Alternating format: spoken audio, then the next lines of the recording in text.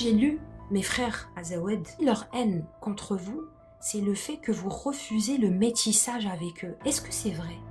Effectivement, en fait, l'une des caractéristiques qui distingue les Touaregs, c'est qu'on peut dire que c'est la seule fait à conserver son identité originelle, en fait. Donc, alors que dans la zone, toutes les ethnies, il y a eu un brassage culturel pas possible.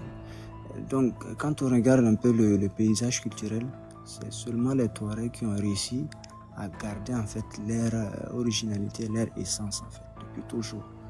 Et ça, apparemment, ça dérange beaucoup de gens, ça les frustre. Bon.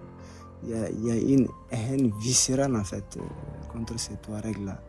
De la part, particulièrement de la part de certains de nos voisins, de certains bon, d'une certaine ethnie que je ne vais pas forcément citer. Bon, on se connaît très bien. Moi, personnellement, ces derniers temps, à cause de mes publications, j'ai reçu des messages très agressifs de la part de personnes que je connais, avec qui j'ai étudié, dont je ne soupçonnais même pas en fait cette agressivité et cette haine en fait. C'est très grave ce qui est en train de se passer.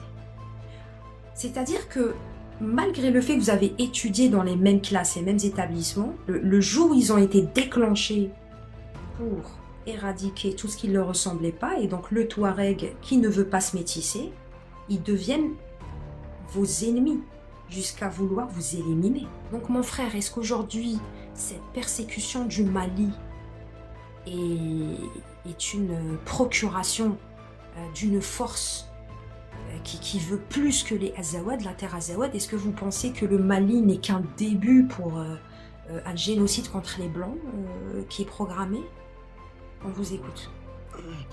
Bon, franchement, puisque dans cette zone, véritablement, les seules populations qui n'ont pas la peau noire, si on veut, c'est surtout les Touaregs, les Peuls et puis les Arabes. Et quand on regarde un peu le paysage de comment on appelle ça, toute cette région-là, ce sont également les populations les plus persécutées.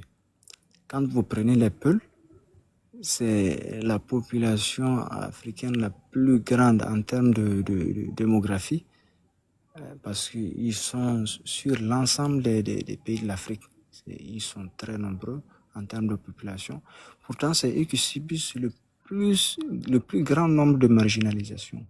Quand vous voyez par exemple les événements de ce qui s'est passé récemment après les attaques du 25, il y a eu des cas où on a brûlé des Peuls, on a mangé leur chair malheureusement et tout ça. Donc même au niveau du Mali, il y a ce phénomène de cannibalisme là au niveau des populations Dogon noirs du Sud qui considèrent en fait c'est terrible, c'est incroyable, c'est à peine imaginable, qui considèrent que le fait de manger les organes des Peuls, c'est comme s'il y avait quelque chose de mystique. Bon, je sais pas d'où ils sortent, c'est horrible en fait. Ça n'a aucun sens. Et ces gens qui n'ont aucune morale, en fait, nous accusent, nous, d'être des extrémistes et de faire l'apologie du terrorisme. Bon, en fait, c'est karma une inversion des valeurs, en fait. C'est ça le problème. Complètement. À la Israël. Exactement. Exactement. C'est vraiment le même mode opératoire. Est-ce qu'ils sont en train de chasser ce qui ne leur ressemble pas? Les Peuls, Azawad. Oui, clairement. Les Peuls font partie des autochtones, hein, attention. Oui, Hein, les oui, Peuls, c'est un oui. grand peuple. Mais est-ce qu'ils sont en train de chasser carrément?